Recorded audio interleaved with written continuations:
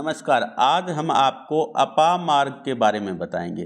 देखिए, अपामार्ग जिसको चिड़चिड़ा, ओला काटा, ओंगा या अलग अलग प्रांतों में अलग अलग नाम से जाना जाता है। ये औषधीय पौधा तो है ही है, औषधीय गुण तो इसमें विद्यमान ही है। किसी भी रोग के लिए, चाहे वो मोटापा रोग हो, पाचन संबंधित रोग हो, अतिसार रोग हो, बुखार हो, दर्द हो, आंखों आदि है, तो आयुर्वेद के मुताबिक अपामार्ग को एक विशेष विधि के अनुसार तैयार करके आप नाना तरह के रोगों के उपचार में काम में ले सकते हैं। आज हम रोगों के बारे में तो नहीं बताएंगे, आज हम इस अपामार्ग को जो आध्यात्मिक फायदे हैं वो बता रहे हैं। देखिए, किसी भी बार के दिन यानी वो अच्छा योग हो तो आप अपामार्ग का पौधा पहले सर्च कर लें। अक्सर बहुतायत ये जंगलों में मिल जाता है, और जा करके रोली चावल और पुष्प आदि जो भी उपचार है और उसको आप मोड़ी से बांध दें।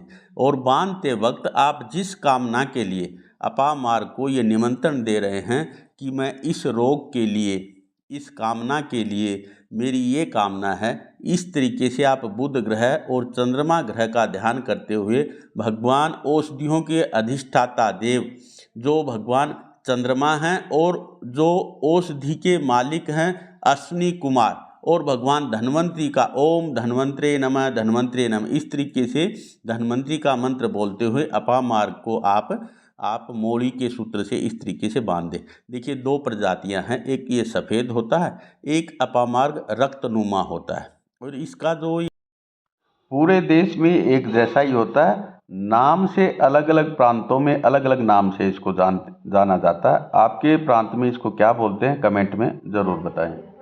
खेतों में, खलिहानों में, जंगलों में, कहीं पे भी आपको उपलब्ध हो जाए। इसकी पहचानने की जो सबसे मेन विधि, जो इसका ये कांटा है, ऊपर वाला हिस्सा है, ये थोड़ा उल्टा होता है, बस ये इसकी पहचान आपने। शुभ योग में, शुभ योग का मतलब है गुरु पुष्य योग हो, रवि पुष्य योग हो, अमृत सिद्ध योग हो, सर्वार्थ सिद्ध योग हो, या कोई विशेष व्रत त्यौहार आदि हो, जैसे अभी होली आ रही है, दीपावली आदि विशेष पर्व आते हैं, तो उससे पहले आप अपामार्ग को, अगर धन की कामना चाह रहे हैं और धन की कामना के लिए आप पहले दिन इसको निमंत्रित दे आएँ और उसके बाद इसको जड़ समेत उखाड़ करके ले आएँ। दूध, गंगाजल और हल्दी डाल करके इसको धो लें और लक्ष्मी का बीज मंत्र ओम श्रीम ह्रीम श्रीम महालक्ष्मी नमः, ओम श्रीम ह्रीम श्रीम महालक्ष्मी नमः 108 बार ये मंत्र बोलते हुए इस जड़ को आप अपनी तिजोरी में रखें, यानी जहाँ पे पैसे, धन आदि का जो स्थान आपका है वहाँ पे रखें। इससे बरकत बनेगी। धन की कमी से अगर आप जूझ रहे हैं तो माँ भगवती की कृपा से वो पूर्ण होएगी। और अगर आपको पैसे की इनकम है लेकिन अननेसेसरी खर्चा हो रहा, उसके ऊपर भी रोक लगेगी। इस तरीके से आप अपामार्ग का ये प्रयोग एक आप कर सकते हैं। दूसरा प्रयोग हम आपको बताने से पहले हम बता दें, देखो इसका नाम है अपामार्ग। ये परोपकार के लिए अगर आप प्रयोग करेंगे ना तो ये ज़्यादा फलीभूत होता है। हालांकि इसका तंत्र में बहुत से इसके उपाय बताएं, लेकिन आप वही उपाय करें जो सिर्फ परोपकार के लिए हैं। पर पीड़ा वाले अगर उपाय करेंगे तो वो संभव नहीं है और बहुत मुश्किल होता है। दूसरा, अगर परोपकार का अगर एक दूसरा उपाय आप ये करना चाहें, मान लो असाध्य रोग बच्चों को हो गया है, किसी को अतिसार रोग हो गया है, यानी सूखना आदि रोग बोलते हैं, ऐसा कोई रोग हो गया, या रोग का पता ही नहीं लग पा रहा है, या तमाम दवा करने के बाद और रोग का निदान नहीं हो रहा, दवा काम नहीं कर रही है, तो आप अपामार्ग का पौधा ढूंढें और विधिवत उसको निमंत्रित कर आवें और शुक्रवार के दिन इसको लेकर के आवें और शनिवार और रविवार इसकी जड़ को विधिवत आप पूजा करें। और त्र्यंबकम जजामहे सुगंधिम पुष्टिवर्धनम उर्वारुकमिव बंधनात् मृत्योर्मुक्षीयमामृतात्, यानी रोग नाशनी दिव्यै नमः और महामृत्युंजय मंत्र, इन दोनों को बोलते हुए आप इस जड़ को सोमवार के दिन उस व्यक्ति के सिरहाने रख दें जो रोगी है, या उसके हाथ में बांध दें। देखिए, आशातीत लाभ होगा और दवा लगने लग जाएगी। अगर रोग का पता नहीं लगता है तो पता लग जाएगा, और भगवान की कृपा से, महामृत्युंजय देवता की कृपा से रोग जल्दी ठीक होएगा और स्वस्थ होने लग जाएगा। अगर किसी पशु आदि को भी कोई अगर दिक्कत है, पशु आदि को कोई समस्या है, पशु बढ़ोतरी नहीं हो रही है, यानी पशु नए दूध नहीं हो रहा है, तो आप अपामार्ग को बुधवार के दिन और आप इसको घर ले आएं और इसकी छाल को और इसके पत्तों को थोड़ा थोड़ा कूट करके इसका काढ़ानुमा बना लें और फिर उसको जल में उबालें। और उबालते वक्त आप अपने इष्ट देवता, अपने कुल देवता, अपने पितृ देवता और अपनी कुल देवी को विशेष रूप से प्रार्थना करें कि हे माँ, हे कुल देवी देवता, मेरे इस पशु को ये समस्या है, तमाम उपचार कर लेने के बाद भी समस्या का निदान नहीं हो रहा है।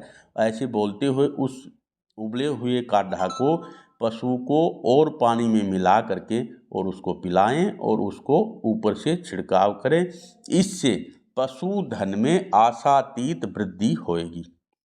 तीसरा उपाय हम आपको बता रहे हैं कि अगर किसी भी तरीके से ये उपाय इस तरीके हैं वाक सिद्धि के लिए। अगर बच्चे को जैसे कोई वाणी का दोष है, बोलने में तुतलाहट है, बोलने में कमजोरी है, या जीभ की कोई रोग है, या मसूड़े का कोई रोग है, दांत का कोई रोग है, यानी मुख से संबंधित अगर कोई रोग है, तो आप अपामार्ग की जड़ समेत इसको आप अपने घर सोमवार के दिन ले आएं और इसको दूध, पानी और गंगा जल मिला करके उसको धो लें और ऊपर वाला जो हिस्सा है काटेनुमा ये हटा दें और इसकी तना और जड़ इसको छोटा छोटा पीस करके और बच्चे को चबाने के लिए बोलें और उसको पानी में छोटा सा डालें और वो बच्चा चबाएगा। चबाने के बाद उसको थूकने के लिए बोलें। इससे मसूड़े आदि का रोग तो दूर होएगा, मुख दुर्गंध आदि दूर होएगी। बच्चे को वाक सिद्धि यानी कि वाणी अच्छी बोलने लगेगा। अगर इसको कोई वैसे वाक सिद्धि करना चाहे कि मैं जो बोलूँ वो ही पूरा हो जाए, तो इसके लिए कम से कम 6 महीने लाल वाला जो अपामार्ग है इसकी जड़ की दातुन करना चाहिए। 6 महीने लगातार करना असंभव है, लेकिन अगर भगवत कृपा से या गुरु महाराज की कोई अनुकरणीय आपको सलाह मिल जाए, उनकी शरण मिल जाए, तो ये संभव हो सकता है।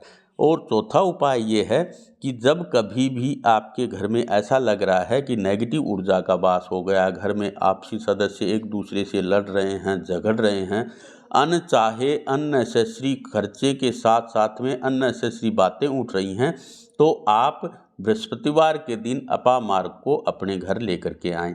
उससे एक दिन पहले जा कर के, जैसे मैंने वीडियो में शुरू में बताया, निमंत्रण दे करके और उसको बांधें और बृहस्पतिवार के दिन मौन रह करके आप लेकर के आएँ और लक्ष्मी और नारायण भगवान की मूर्ति के सामने इसको विधिवत दूध, पानी और हल्दी आदि से विधिवत इसको धो लें और धोने के बाद इसको लक्ष्मी और नारायण यानी भगवान विष्णु की तस्वीर हो वहाँ पे इसको विराजमान कर दें और भगवान विष्णु से प्रार्थना करें कि हे भगवान, मेरे घर में जो भी कलह कलेश बाधा परेशानी है उसको दूर करें। और इस मंत्र को 108 बार बोलें। मंत्र है ओम जनार्दनाय नमः, ओम जनार्दनाय नमः, ओम जनार्दनाय नमः। इस तरीके से ग्रह कलेश और घर में बाधा और पति पत्नी के बीच में अगर कोई मनमुटाव है या दाम्पत्य जीवन में कटुता है, उसके लिए ये बहुत बढ़िया रहेगा।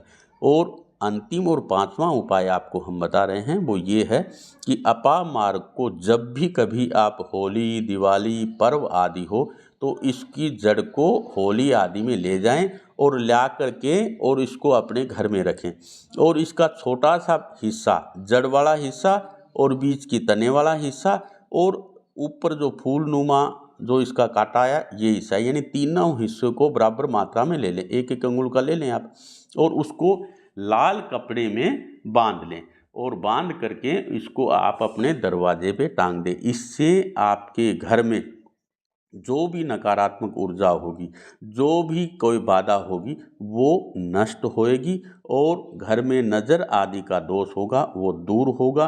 कोई भी शत्रुकृत या परकृत कोई प्रयोग अगर आपको ऐसा लग रहा है कि घर पे हो रखा है, वो सब दूर होगा। आप स्वस्थ रहेंगे, तंदुरुस्त रहेंगे। आशा है ये अपामार्ग का ये उपाय और ये पौधा आपको जल्दी ही मिले और अच्छी कामना के लिए आप इसका प्रयोग करें। तो आपको लाभ आशातीत होगा। जय भगवान। ओम नमः शिवाय।